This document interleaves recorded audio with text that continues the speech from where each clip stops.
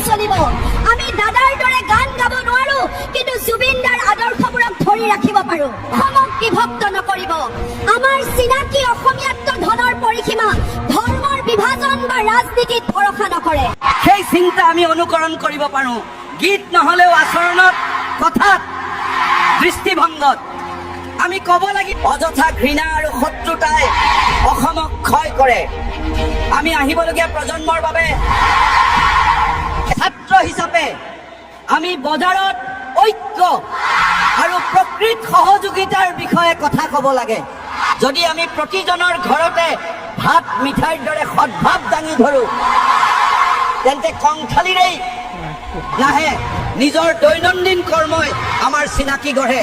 আমি জুবিনদাৰ দৰে মঞ্চত থিয় নহওঁ, কিন্তু তেওঁ দেখুওৱা আদৰ্শ মানি চলিলে অসম ঐক্যৰ দিশে আগবাঢ়িব। চলো কথা খুলি কওঁ, অসম এক, অসমীয়াই আমাৰ। ধৰ্মৰ সীমা মাটিৰ দৰে নৰম হ'ব লাগে। মানুহে একে মাটিৰ সন্তান হিচাপে মিলি থাকিব লাগে। ক্ৰোধ নকৈ